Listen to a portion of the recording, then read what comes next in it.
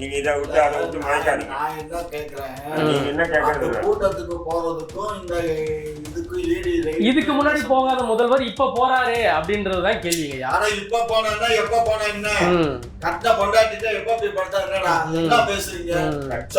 கட்டின பொண்டாட்டி வேற அரசாங்கம் வேற. பொண்டாட்டிட்டு எப்ப போய் படுத்தாங்க? கண்டிப்பா திமுகவுக்கும் பாஜகவுக்கும் கள்ள உறவு இருக்கு. கண்டிப்பா கண்டிப்பா. கட்டின பொண்டாட்டிங்க இது வந்து கள்ள உறவு பொண்டாட்டி அப்ப அப்படிதான் எடுத்து அப்படிதானுங்க. நேரடி உறவுதான். ஆமா, உடனே டெல்லி. இவரு நம்ம வேலூர் அமைச்சர் யாரு, துரைமுருகன் வீட்டுல ரைடு உடனே டெல்லி. ஆமா ஆமா. இப்போ இது வந்து எப்படின்னா டாஸ்மாக் சம்பந்தமான விஷயத்துக்கு இப்போ கதை வேற எங்க போகுது. அதனால வேற வழியே இல்லை, உதயநிதி போய்தான் ஆகணும். இல்ல உதயநிதி போனாலோ இல்ல மற்றவங்க போனா வேலைக்காக நிறைய போகுது. வேற ஒன்றும் இல்லை, சிம்பிள் ஆகி என்ன ஒரு பக்கம் நிலுங்க. இப்ப இவரு சொன்னாரு ஒண்ணு இந்த பக்கம் லாரி அடிச்சு போயிடும் சரிங்க. ஏங்க எது ஓம சொன்னாலும் சீமா சீமா சீமா. தமிழ்நாட்டுல இன்னைக்கு சீமா தாங்க மாசு. வேற யார் பேசுறா? அப்படியா? வேற யார் பேசுறா? யாரும் பேசுறாங்க சொல்லுங்க. அப்படியே அப்ப எதிர்கட்சி வந்து சீமான் தான். உங்க முதல்வர் கூட வாய்க்கரைகள் போடுறாரு, துணை முதல்வர் அப்படின்னு போடுறாரு. சீமான்னு பதில் சொன்னா பதில் யாருமே உங்க கட்சியில சொல்லவே மாட்டாங்க. அப்படின்னா அவரு கேட்கிற கேள்வியை கேட்டா பதில் சொல்லலாம், கேட்க கூடாத கேள்வியை கேட்டாங்க. ஆமா, நீங்க ஊழல் பண்றீங்க, லஞ்சம் வாங்குறீங்க, கொலை பண்றீங்க, கொள்ளை அடிக்கிறீங்க கேட்டா உங்களுக்கு கேட்க கூடாத கேள்விதான் அதெல்லாம். இதெல்லாம் கண்டு கதை பண்ண செய்தியெல்லாம் என்கிட்ட சொல்லாதீங்க. இதெல்லாம் தவறு. ஏன் தவறு எதுக்கு பதிவு பண்றீங்க? என்ன நினைச்சிட்டு இருக்கீங்க? சரியாயிடாது ஐயா, நீங்க கத்தி பேசினா சரியாயிடாது. அவர் வந்து முதலமைச்சரை வந்து கண்டனம் தெரிவிக்கிறதுக்கு முதலமைச்சர்கிட்ட போய் கலந்து பேசியிருக்கணும். ஐயா இந்த மாதிரி இருக்கு, எல்லாம் சேர்ந்து இதை வந்து பண்ணலாம், உங்க அரசு பண்ணட்டும், அரசு ஒரு நாள் கூட அப்படின்னு எல்லாம் கூட பேசலாம். அவர் பேசல. அவர் ஒரு தனியா ஒரு அரசாங்கத்தை அரசாங்க நடத்தல, கட்சி தான் நடத்தல. கட்சி தான் அவர் கட்சியை அரசாங்கம் நினைச்சுக்கிட்டு தான் நடத்திட்டு இருக்காரு. ஏன்னா அப்படி நடத்துனவங்க தான் நான் காணாம போயிட்டாரு. யாருங்கய்யா? பிரபாகரன் தான். சரியா? அவரு ஒரு நாட்டுக்குள்ளேயே அவர் ஒரு நாட்டை நடத்திட்டு இருந்தாரு. கடைசியில கொக்கு குருவியை சொல்ற மாதிரி சுட்டு தள்ளிவிட்டாங்க. அப்ப தமிழ் தேசிய தலைவர்கள்லாம் உங்களுக்கு வந்து ரொம்ப இழிவா போயிடுது. அது ஒரு விஷயம் நீங்க நல்லா புரிஞ்சுக்கணும். அரசாங்கத்துக்கு எது தேவையோ அதை யார்கிட்ட இருந்து எப்ப எடுக்கணுமோ எடுத்துக்கணும். அப்ப மக்கள்கிட்ட ஓட்டு மட்டும் தேவை, அது அந்த மக்களுடைய வாழ்வில் தேவையில்ல. மக்கள்கிட்ட ஓட்டு இருக்குது, ஓட்டு இல்லைங்கிறதுக்காக மக்கள் செய்யறதெல்லாம் பொறுத்துட்டு இருக்க. என்ன செஞ்சாங்க ஐயா? என்ன செஞ்சாங்க சொல்லுங்க, என்ன செஞ்சாங்க? ரோடு எக்ஸ்டென்ஷன் பண்ணணும், அதுக்காக அந்த ரோட்டோரத்துல இருக்கக்கூடிய சில வீடுகளை காலி பண்றாங்க. சில வீடுகள் அல்ல, ஆயிரக்கணக்கான வீடுகளை காலி பண்றாங்க. ஆக்கிரமிப்பு பகுதின்னு சொல்றாங்க. அப்புறம் ஆதார் கார்டு எப்படி கொடுத்தீங்க, மின் இணைப்பு எப்படி கொடுத்தீங்க?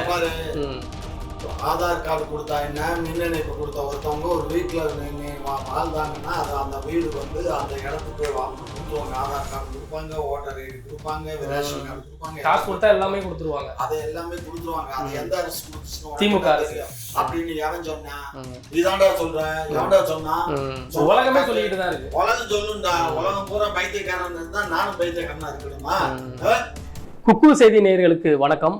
இன்றைய நேர்காணலில் நம்மோடு இணைந்திருப்பவர் இந்திய தேசிய லீக் கட்சியின் நிறுவனர் தடா ரஹீம், திமுகவின் மூத்த முன்னோடி முனைவர் திரு காமாட்சி அவர்கள். போன ஆண்டு நிதிநிலை அறிக்கைக்கு போகாத முதல்வர் இந்த ஆண்டு போறாரு அப்படின்னு சொல்லிட்டு எதிர்கட்சி தலைவர்கள்லாம் விமர்சனம் பண்றாங்க. சொல்லுங்க ஐயா. போன ஆண்டு நிதிநிலை அறிக்கைக்கு முதல்வர் போகல, இந்த ஆண்டு போறாரு. போன ஆண்டு அவருக்கு என்ன வேலை பல இருந்துச்சோ என்ன இருந்துச்சோன்னு எனக்கு என்ன தெரியும்? ஒரு முதலமைச்சருக்கு இருக்கக்கூடிய அவருடைய டேட்டாவோ அவருடைய டெய்லி என்கேஜ்மெண்ட் நான் தான் பார்த்துக்கிட்டு படிச்சுக்கிட்டு இல்லை அவர் கூட பேசிக்கிட்டு இருக்கேன்னா அவருக்கு பல வேலைகள் இருக்கும். அதனால போன இல்லாம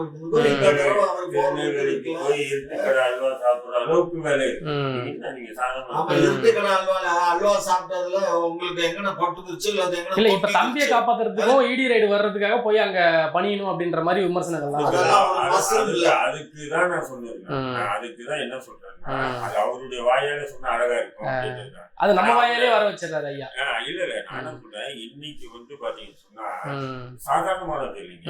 அந்த ரித்திஷா இருக்கட்டும், இல்ல விக்னேஷ் பாஸ்கரா இருக்கட்டும், ஆகாஷ் பாஸ்கரா இருக்கட்டும், இவங்களுக்கெல்லாம் சின்ன சின்ன பசங்க. இப்ப சிவகார்த்திகேயன், சிம்பு, தனுஷ்லாம் மாட்டியிருக்காங்க அப்படின்றது வெளியில வந்திருக்கு. அது வந்து எக்ஸ்ட்ரா ஃபிட்டிங், அது ஊடகங்கள் விடுறது. சரி. இந்த ஆகாஷ் பாஸ்கரும் இந்த ரித்தீஷ் இதுவும் தான் அமலாக்கத்துறை வளையத்துல வந்து மாட்டிட்டாங்க. இப்போ இவங்க சின்ன வயசு, இவங்களுடைய பேக்கப் எல்லாம் பெரிய அளவுக்கு எதுவும் பேக்கப் இல்லை. இப்போ அப்படின்னு சொன்னா அந்த பரம்பரை இந்த பரம்பரை இவங்களுக்கு இவ்வளவு சொத்து இருக்கு அந்த சொத்து இருக்குன்னு சொல்ல முடியாது. அப்படிங்கும்போது இவ்வளவு கோடி ரூபாய் எப்படி இவங்களுக்கு கிடைச்சது? அப்ப பேக்கப் வந்து திமுக. அப்ப திமுக யாரு? நேரடி இவங்களுடைய இளவரசர் வாரிசு உதயநிதி தான் இருக்காரு. நிச்சயம் இது விட டான் ப்ரொடெக்ஷன் அப்படின்னு சொல்லிட்டு ஆகாஷ் பாஸ்கருக்கு இவ்வளவு சொத்து எப்படி வந்தது அப்படின்ற கேள்வி இருந்தது. அண்ணனுக்கே தெரியாதுங்க. தெரியாது. உண்மையிலே அப்புறாண்டி என்ன பண்றது? திமுக ஆரம்பத்திலிருந்து திமுக வாழ்ந்துட்டாரு. திமுக எடுத்து பேச நாக்கு வரல, புரியுதுங்களா? அதான் அவனுக்கும் அப்புறாண்டி தான் ஆகுது. இல்ல சின்ன பையங்க மீசு கூட அவனுக்கு சரியா வரலைங்க. ஆகாஷ் பாஸ்கர் அவன் பாருங்க, ஒரே நேரத்தில் நான் 3-4 படத்தை 200 கோடி 250 கோடி முதலீட்டு எப்படி அவங்களுக்கு எங்க இருந்து காசு வந்தது? ஏங்க நம்ம லட்சம் இல்ல 1000 பாக்குறதுக்கு எவ்வளவு கஷ்டப்படுறாங்க. இவன் உனக்கு வந்து கோடி கணக்குல பண்றாங்க. அப்ப என்னன்னா இந்த ஆகாஷ் பாஸ்கர் வந்து யாருன்னு சொன்னீங்கன்னா மூக்காமுத்துடைய மகளுடைய மகனா. அப்போ கருணாநிதியுடைய நேரடி வாரிசு. சொல்லுங்க, விசாரணை போயிட்டு இருக்குங்களா? மகன் மூக்காமுத்துடைய மகளுடைய பேத்தி கணவன். இன்னொரு பக்கம் இவரு இருக்காரு இல்லையா, நம்ம திருச்சி அமைச்சர் மகேஷ் பூபதி, இவரு சேகர் பாப்பா இல்ல திருச்சி அமைச்சர் கே நேருங்களா? அன்பில் மகேஷ். அன்பில் மகேஷுடைய சகல முறைவர் தான் இந்த பையனுக்கு. அதனாலதான் வந்து இவ்வளவு குயிக்கா, அதுவும் வந்து நயன்தாரா புருஷ விக்னேஷ் சிவன் கிட்ட இணை இயக்குனரா பணி பண்ணிட்டேன். இப்படி வந்தா அவருடைய திருமணத்துக்கு வந்த பிரபலங்களும் வந்த அரசியல் கட்சிகளும் அவ்வளவு தூரம் வந்திருக்காங்க. அப்போ எல்லாமே பாத்தீங்கன்னா திமுக வந்து எப்படின்னா ரெட் ஜெயிண்ட் வந்து அம்பலமாயிடுச்சு. திமுக அதே மாதிரி சன் பிக்சர்ஸும் அம்பலமாயிடுச்சு. திமுக பிளாக் மணி எல்லாம் ஒயிட் மணி ஆக்குறாங்க.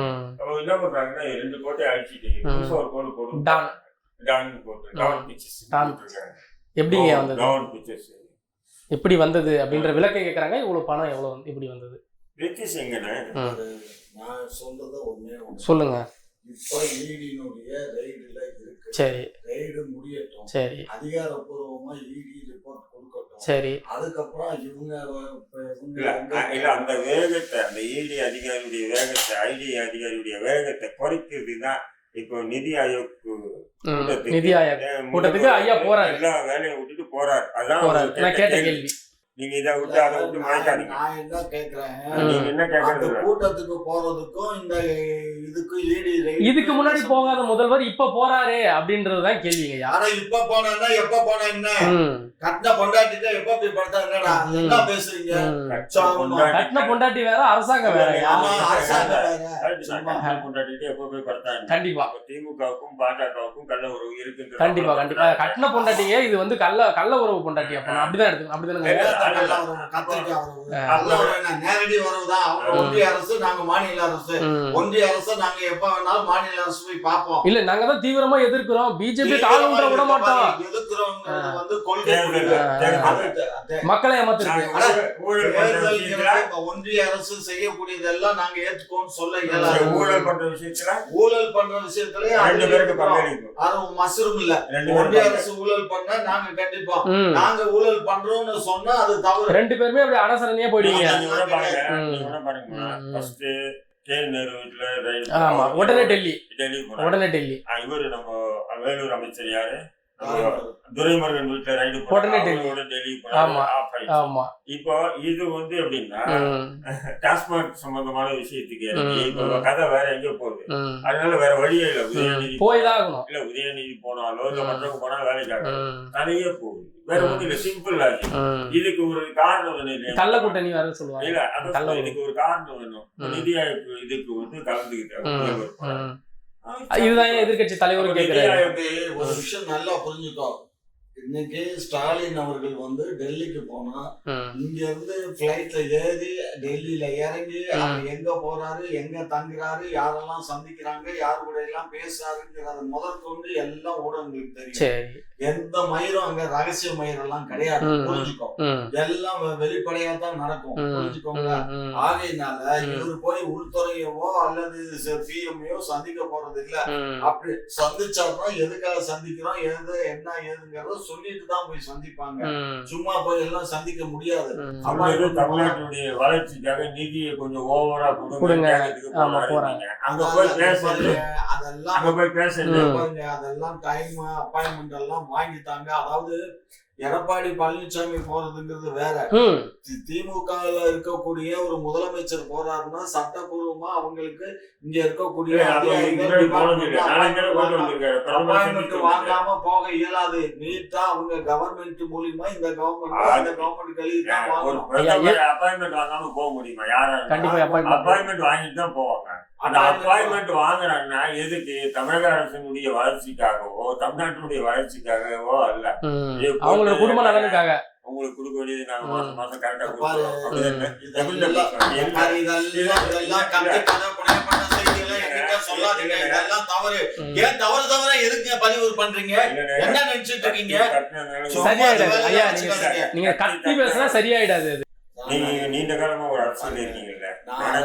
பாருங்க, நான் அரசியல் கட்சி நடத்தும் போது கூட இந்த நிமிடம் வர யாருக்கிட்டையும் நான் கை விட்டு வாங்கினது இல்ல.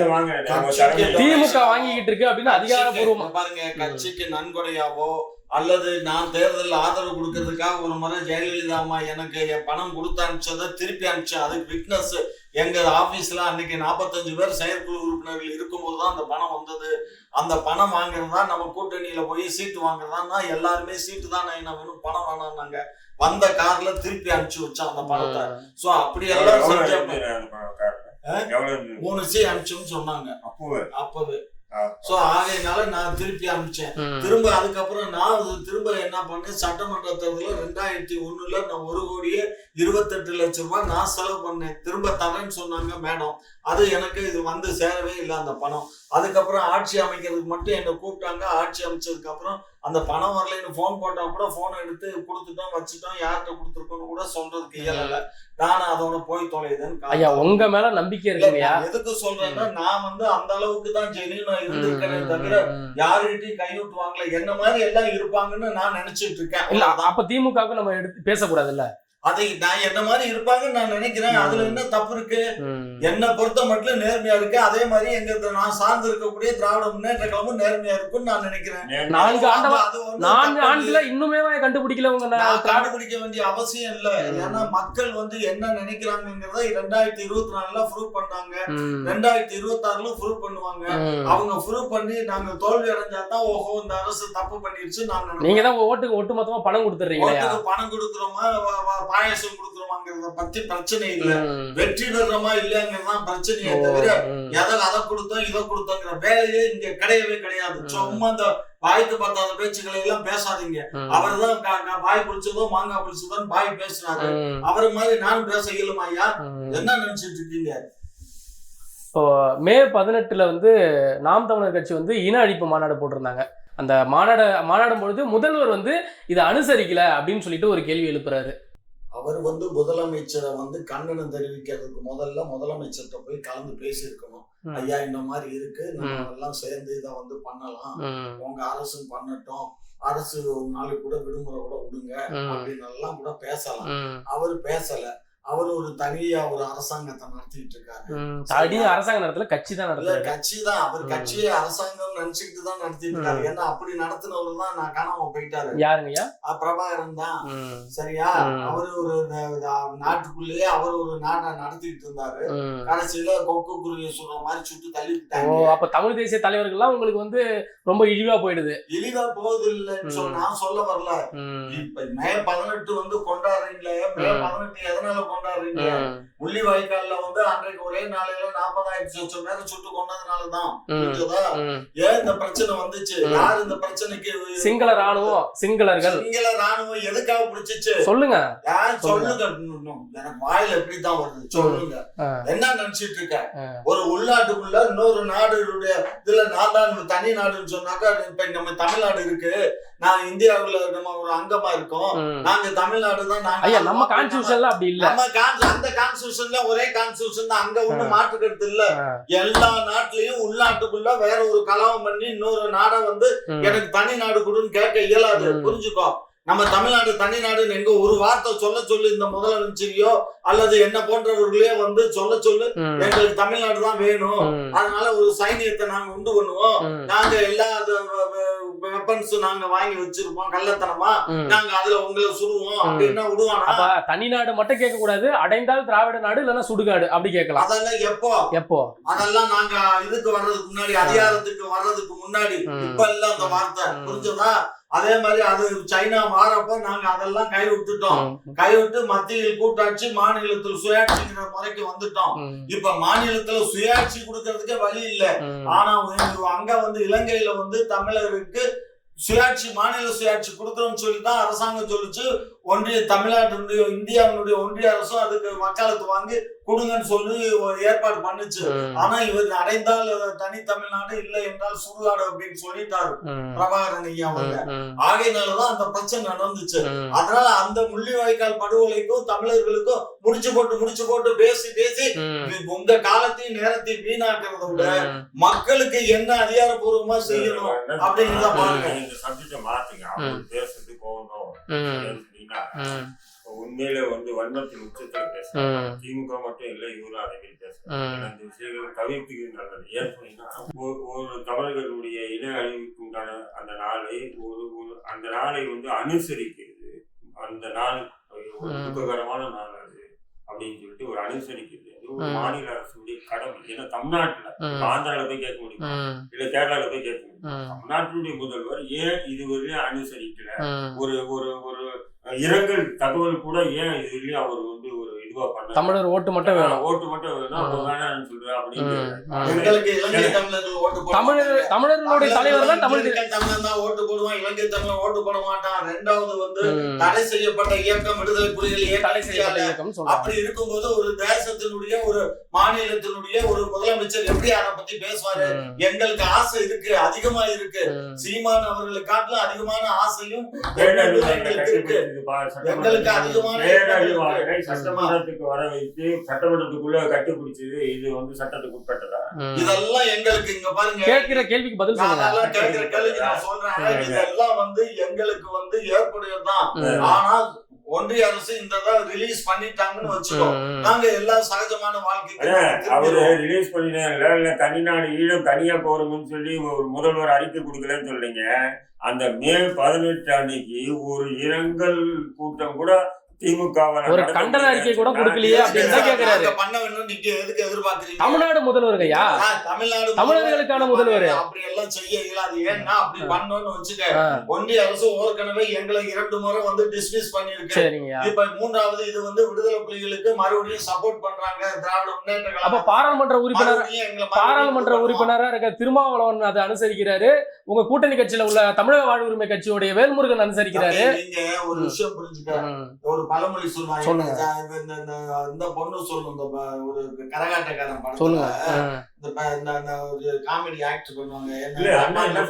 செத்தவங்களுக்காக தெருவுல உட்காந்து செத்தவங்களுக்காக வீதியில உட்காந்து அழுதா மத்திய அரசு நடவடிக்கை எடுக்குமா? எந்த ஊர்லீங்க? ஆகையினால அவங்க பேசுறதெல்லாம் அதெல்லாம் வந்து ஏற்று சொல்றக்கா கறிக்கு உதவாது. முதலமைச்சருங்கிற போஸ்ட் அவர் தான் பண்ணக்கூடாதே தவிர இப்ப நாங்கெல்லாம் பண்ணலாம். நானெல்லாம் அன்னைக்கு அது வன்மத்தை கக்கிறோம் சொன்னாலும் நாங்க எல்லாம் எங்க பேச்ச மீறி தான் அது நடந்துச்சு. தெரியுமா உங்களுக்கு? பிரபாகரன் வந்து இந்திய அரசு சொன்னதை நம்மளுடைய முத்தமிழறிஞர் டாக்டர் கலைஞர் அவர்கள் எல்லாம் சொன்னாங்க. ரொம்ப கெஞ்சி கேட்டுக்கிட்டாங்க. எதையுமே மதிக்க மாட்டேன்னு எதிர்த்து போராடினாரு. அதனால நாங்க விட்டுட்டோம். உண்மை அதுதாங்க. எவ்வளவு ஒன்றிய அரசு எத்தனை முறை கடிதம் எழுதிச்சு, எத்தனை முறை சந்திச்சு பேசினாரு. ராஜீவ் காந்தியை போய் சந்திச்சு பேசும்போது ஒரே வார்த்தையில சொல்லிட்டு போயிட்டார், நாங்க இதுக்கெல்லாம் நாங்க தலை வணங்க முடியாது, எங்களுக்கு தனி நாடு தான் வேணுமே தவிர எங்களுக்கு மாநில சுயாட்சி வேண்டியது இல்ல அப்படின்னு சொல்லி கூட்டத்திலே இடையிலேயே இருந்துச்சு போயிட்டாரு. மண்ணில் இருந்து போராட முடிவு அவன் முடிவு எடுக்கணுங்க. நீங்க எங்கேயோ உட்காந்து அமெரிக்கால இருக்கு சும்மா கதை விடாது. மாநில சுயாட்சிக்காக அவங்க ஏன் இத்தனை உயிர்களை விட்டு பலி எடுக்க வேண்டிய அவசியம் இல்லை. இது அன்னைக்கு இலங்கை அரசு கொடுக்குறேன்னு சொன்னாங்க.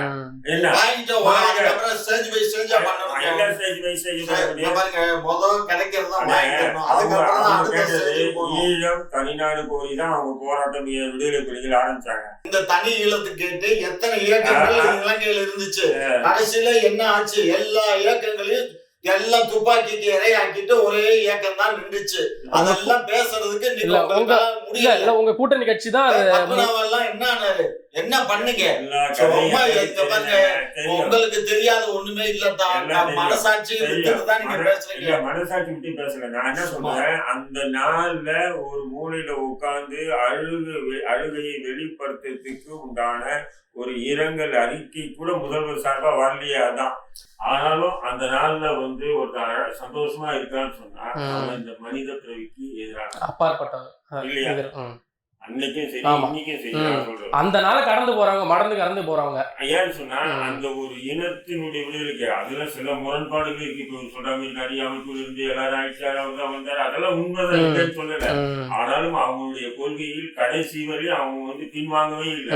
அவங்க மரணிக்கவே இல்லை. யார் மரணிக்கவே இல்லை. கடைசி தொண்டனே இல்லை. தலைமை மரணிக்கும் மேல கூட அவங்க பின்வாங்கல இல்ல. அந்த வகையில உலகத்துக்கு சிறந்தவர்களா பார்க்கணும் இல்லையா?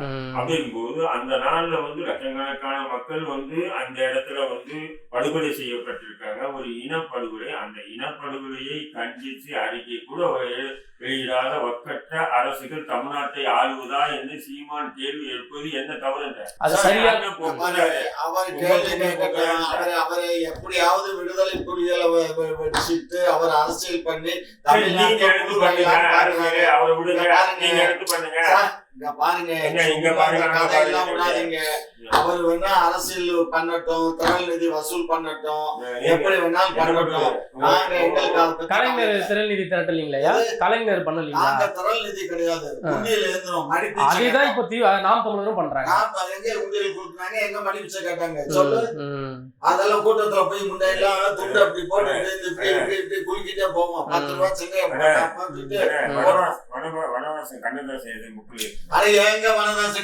கண்ணதாசனை பத்தி உங்களுக்கு எவ்வளவு தெரியுமோ புத்தகத்தை படிச்சுதான் உங்களுக்கு தெரியும். கண்ணதாசனை பத்தி நேரடியா இங்க பாருங்க, அதெல்லாம் பாம்பின் கால் பாம்புரியும். அவன் ஒரு அயோக்கியம். அதனால இளமை இதுல எல்லாரும் அப்படித்தான் சொல்லுங்க. அப்படி எல்லாம் சொல்ல முடியும். இளமை காலங்கள்ல யாரு இளமையில யாரு ஒழுக்கமா இருந்திருக்கா சொல்லுங்க. எல்லாம் யாரா கக்கன் காமராஜர் இருந்திருக்காங்க. கக்கன் காமராஜர் இருந்தாங்க. நீ பாத்தியா?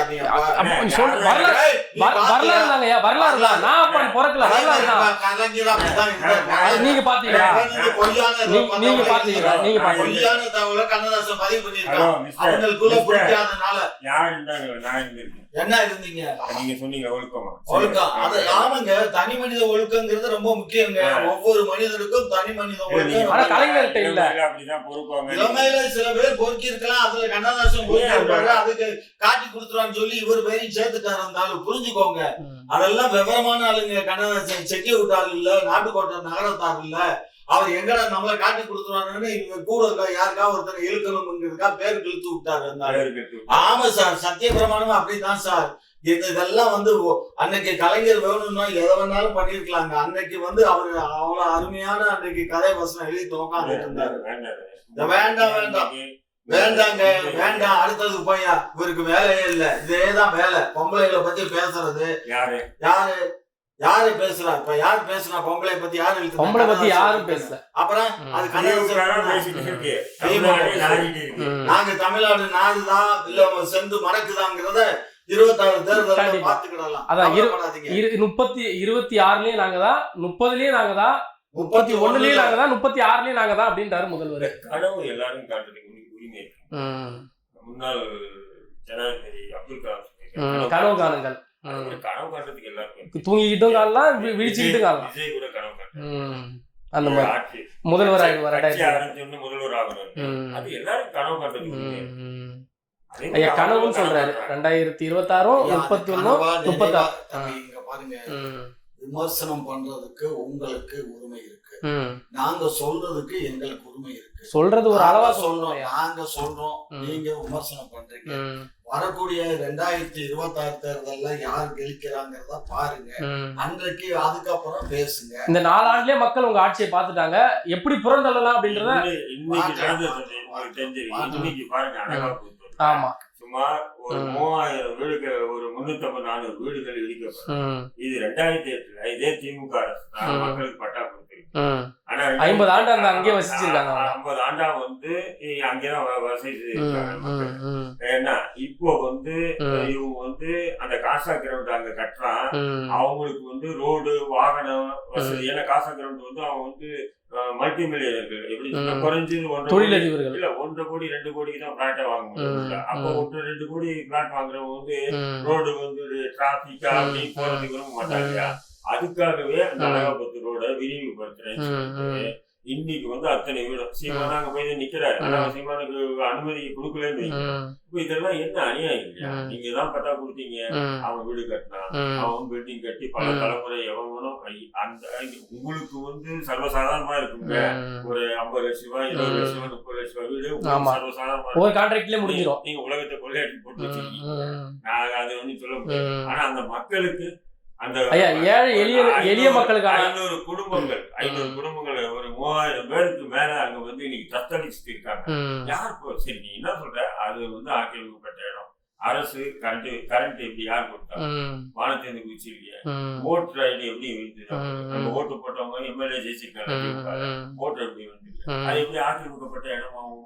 ஆக்கிரமிக்கப்பட்ட இடத்துல நீ எப்படி மின்சார வசதி கொடுத்து, எப்படி கார்பரேஷன் இது ட்ரைனேஜ் கனெக்ஷன் கொடுத்து, எப்படி நீ வந்து ஓட்டர் ஐடி கொடுத்த, எல்லா வசதியும் கொடுத்துருக்க, அது எப்படி ஆக்கிரமிக்கப்பட்ட இடம் தான்? அப்ப நீ அந்த இடம் உங்களுக்கு தேவைன்னா மாற்று இடம் அந்த மக்களுக்கு உண்டான ஏற்பாடுகள் செஞ்சுதானே இந்த இடத்தை இடிக்கணும். அதுதானே ஒரு நல்ல அரசுக்கான ஒரு செயல். இன்னைக்கு நீ காலங்காலத்தால புல்டோசர் வச்சு 100 கணக்கான 500 கணக்கான போலீஸ் இறக்கி விட்டு நீங்க பாட்டை இடிச்சு தள்ளுறீங்கன்னா இதெல்லாம் என்னங்க? அதாவது ஒரு விஷயம் நீங்க நல்லா புரிஞ்சுக்கணும். அரசாங்கத்துக்கு எது தேவையோ அதை யார்கிட்ட இருந்து எப்ப எடுக்கணுமோ எடுத்துக்கணும். அப்ப மக்கள்கிட்ட ஓட்டு மட்டும் தேவை, அது அந்த மக்களுடைய வாழ்வில் தேவையில்ல. மக்கள்கிட்ட ஓட்டு இருக்குது, ஓட்டு இல்லைங்கிறதுக்காக மக்கள் செய்யறதெல்லாம் பொறுத்துட்டு இருக்க. என்ன செஞ்சாங்கய்யா? என்ன செஞ்சாங்க சொல்லுங்க, என்ன செஞ்சாங்க? ரோடு எக்ஸ்டென்ஷன் பண்ணணும், அதுக்காக அந்த ரோட்டோரத்துல இருக்கக்கூடிய சில வீடுகளை காலி பண்றாங்க. சில வீடுகள் அல்ல, ஆயிரக்கணக்கான வீடுகளை காலி பண்றாங்க. ஆக்கிரமிப்பு பகுதின்னு சொல்றாங்க. அப்புறம் ஆதார் கார்டு எப்படி கொடுத்தீங்க? மின் இணைப்பு எப்படி கொடுத்தீங்க? ஆதார் கார்டு கொடுத்தா என்ன, மின் இணைப்பு கொடுத்த ஒருத்தவங்க ஒரு வீட்டுல வாழ்ந்தாங்கன்னா அது அந்த வீடு வந்து அந்த இடத்துக்கு அவங்க கொடுத்துருவாங்க. ஆதார் கார்டு கொடுப்பாங்க, ஓட்டர் ஐடி கொடுப்பாங்க, ரேஷன் கார்டு கொடுப்பாங்க, காசு கொடுத்தா எல்லாமே கொடுத்துருவாங்க. அதை எல்லாமே கொடுத்துருவாங்க. அது எந்த அரசு கொடுத்துச்சுன்னு திமுக அரசு அப்படின்னு எவன் சொன்னா? இதாண்டா சொல்றேன், எவன்டா சொன்னா? உலகமே சொல்லிட்டு தான் இருக்கு. உலகம் சொல்லுண்டா, உலகம் பூரா பைத்தியக்காரன் இருந்தா நானும் பைத்தியக்காரனா இருக்கணுமா? அப்படியெல்லாம் பண்ண இயலாது. அரசாங்கம் அதனுடைய கடமையை செய்யுது. நீ அரசாங்கம் செய்யறது தப்புனா இங்கதான் இருக்க நீதிமன்றம் ஊன்னா போய் உடனே ஒரு ஸ்டே வாங்குவீங்க. சீமான் அறிக்கை கொடுத்திருக்காருல்ல, போயா சீமான் என்ன சீமான் பணம் காட்டுறீங்க? நல்ல அங்கீகரிக்கப்பட்ட கட்சி, அது தமிழ்நாட்டுல அங்கீகரிக்கப்பட்ட கட்சி. அங்கீகரிக்கப்பட்ட கட்சின்னா சீமான் பயமா ஏதோ ஒரு புதுமையை காட்டுறதுக்காக நீங்க வந்து இந்த வீடெல்லாம் அடிக்கிறேன். காசா கிரவுண்ட் இடிக்க முடியுமா? இடிங்க. காசா கிரவுண்ட் தப்பா பண்ணிருந்தானா அதையும் இடிக்கத்தான் வேணும். ஏன்னா தப்பா பண்ணியிருந்தாலும் சரி. அண்ணா அறிவாலயத்தை இடிங்க. அண்ணா அறிவாலயம் அரசாங்கத்துக்கு பஞ்சமி நிலத்துல இருக்கு. பஞ்சமி நிலம் ஏன்டா பைத்தியக்காரத்தனமா? அண்ணா அறிவாலயத்துக்கும் பஞ்சமி நிலத்துக்கும் சம்பந்தம் இல்ல. அதுக்காக டாக்டர் போட்டது முரசொலி தப்பாவே பேசி நாசமா போறீங்களா எல்லாரும்? அறிவுட்டவங்களா? ஒருத்தனு கூட புத்திங்கிறதே இல்ல. அதோட சேர்த்து மாப்பிள்ளைக்கும் புத்தி இல்லாம இருக்கா இல்லையான்னு பார்த்து பேசுறது பார்த்தா எல்லாமே முரசொலி அலுவலகமும் அதுல இல்ல. அதை புரிஞ்சுக்கோங்க. பல வக்பு சொத்துக்களே ஆட்டையை போட்டு வச்சிருக்கீங்க. அதெல்லாம் கிடையாது. அரசாங்கம் உங்க கையில இருக்கு. ஆமா. நீங்க போட்டுனா கெசெட்ல அவ்வளவுதான் மாறி போச்சு. வக்பு சொத்துக்களையும் பாதி ஆட்டையை போட்டு வகுப்பு சொத்து எந்த சொத்தை எடுத்து திருச்சியில நாங்க வந்து அதை லீஸுக்கு தான் வாங்கியிருக்கோம். மாச வாடகை 30,000 கலட்டுறோம். சும்மா புரியுதா? இடத்துக்கு ஒரு நாள் வாடகை 5 லட்சம். அதை நாங்க கட்டணம் கட்டியிருக்கோமே 10-15 கோடிக்கு. அதை யாரு கொடுக்கறது? முஸ்லிமுக்கு அனுமதி. முஸ்லிமுக்கு அனுமதி இல்லதான். நீங்க போய் ஆடை மாடை அங்க வெட்டினீங்கன்னா எப்படி அனுமதி கொடுக்க முடியும்? ஒரு பாஜக காரன் பேசுற மாதிரி பேசுறீங்க. ஒரு பாஜக காரன் பேசுற மாதிரி பேசுறீங்க. அசைவம் சாப்பிடக்கூடாது, சைவம் தான் வேணும்னா சனாதனத்துக்கு உச்சதான அப்படி இருக்கும்போது எந்த வயது துணை முதல்வர் வந்து சனாதனத்தை பத்தி நாங்க அடிப்போம்னு சொல்றீங்க. ஒரு பக்கம் இப்படி பேசுறது, ஒரு பக்கம் அப்படி தொட்டிலே ஆட்டி விட்டு புள்ளியங்களி விட்டுருங்க. அதுதான் உங்களுக்கு தேவையானதை மட்டும் எடுத்துட்டீங்க, தேவையில்லாத தூக்கி போட்டுருவீங்க. மக்கள்கிட்ட தேவையானதை ஓட்டை மட்டும் வாங்கிட்டு மக்களை தூக்கி ரோட்ல போட்டுருவீங்க. பார்த்தசாரி கோயில 3 நாளா தொடர் அண்ணா இருக்கும். யாரு? உதயநிதி ஸ்டாலின் ஓட்டு பிச்சைக்காக. இன்னொரு பக்கம் சனாதனத்தை அழிப்பேன்றான். என்னையா நியாயம்? என்ன ஒரு பக்கம் நிலுங்க. இப்ப இவரு சொன்னார்ல, ஒண்ணு இந்த பக்கம் நில்லு, லாரி அடிச்சு போயிடும் சொல்லி எது ஓமா சொன்னாலும் சீமா சீமா சீமா. தமிழ்நாட்டுல இன்னைக்கு சீமா தாங்க மாசு. யார் பேசுறா? அப்படியா? வேற யார் பேசுறா? யாரும் பேசுறாங்க சொல்லுங்க. அப்படியே அப்ப எதிர்கட்சி வந்து சீமான் தான். உங்க முதல்வர் கூட வாய்த்தரகு போடுறாரு, துணை முதல்வர் அப்படின்னு போடுறாரு. சீமான்னு பதில் சொன்னா பதில் யாருமே உங்க கட்சியில சொல்லவே மாட்டாங்க. அப்புறம்டா அவரு கேட்கிற கேள்வியை கேட்டா பதில் சொல்லலாம், கேட்க கூடாத கேள்வியை கேட்டாங்க. ஆமா, நீங்க ஊழல் பண்றீங்க, லஞ்சம் வாங்குறீங்க, கொலை பண்றீங்க, கொள்ளை அடிக்கிறீங்கன்னு கேட்டா உங்களுக்கு கேட்க கூடாத கேள்விதான் அதெல்லாம். ஆமா, நம்ம கொலை பண்ணது கொள்ளை அடிச்சது எல்லாம் அவர் பார்த்தாரு, வீடியோ எடுத்து வச்சிருக்காரு. வேணா மக்கள்கிட்ட போட்டு காட்டு. அவர் தான் சொல்றாரு இல்லையா, நான் ஒரு ப்ரூஃப் தரேன், ஒரு டாக்குமெண்ட் தரேன், அந்த வீடுகள்லாம் இடிச்சு பாருங்க அப்படின்னு சொல்றாருல. இடிச்சு காட்டுங்க. அந்த இடிச்சு காட்டுவோம். அது எங்களுக்கு தெரியும். எப்படி எதை இடிக்கணும், எதுக்காக இடிக்கணுங்கிறது எங்களுக்கு தெரியும். அதனாலதான் ஆட்சியில இருக்கீங்க. ஒண்ணு கிளாஸ் எடுக்க வேண்டிய அவசியம் எங்களுக்கு இல்ல. புரிஞ்சதா? இது எதிர்கட்சி தலைவர் வந்து அலங்கோல ஆட்சி அரக்கோணமே சாட்சி அப்படின்னு சொல்லியிருக்காரு. எதிர்கட்சி தலைவருக்கு என்ன பதில் சொல்றீங்க நீங்க? இவர் வந்து தூத்துக்குடியில வந்து அத்தனை பேர்த்த சுட்டு கொண்ட பின்னாடி நான் டிவியில பார்த்து தெரிஞ்சுக்கிட்டேன்னு சொன்னவரு இவருடைய ஆட்சிக்கு வந்து அப்ப தூத்துக்குடிய சாட்சி நாங்க சொல்றதா? ஏதோ வாய் புளிச்சதோ மாங்காய் புளிச்சதோன்னு எதையோ கவுண்டர் பேசுறாரு. இதுக்கு என்ன பெரிய இஷ்யூ? இது இல்ல பேசிட்டு போனாரு. அப்படியே எதிர்கட்சி தலைவர் சொன்னா அப்படியே ஆளுங்கட்சி ஒண்ணு பேசுறது, ஆளுங்கட்சி ஒண்ணு சொன்னா எதிர்கட்சி பேசுறது. ஆனா 2 பேரும் சேர்ந்து கூட்டு கலவாணியா இருக்குது. அப்படியா? அப்ப நீ அவரை கேளு. இந்த என்கிட்ட இப்ப கேட்ட செய்திய நீங்க எல்லாம் கூட்டு கலவானியா அப்படின்னு சொல்லி யாராவது ஏடிஎம்கே காரன் கூப்பிட்டு வச்சு எதிர்கட்சி எதனால வச்சா தூத்துக்குடி நீங்க என்ன 4 வருஷம் ஆச்சு, என்ன பண்ணீங்க? விசாரணை ஆணையம், அண்ணா ஜெகதீஷன் விசாரணை ஆணையமும் உங்கள்கிட்ட கொடுத்துட்டாங்க. முழுக்க காவல்துறையுடைய தவறுன்னு சொல்லி கொடுத்துருக்காங்க. அந்த காவல்துறை மீது திமுக எடுத்த நடவடிக்கை என்ன? கேள்வி இருக்காது.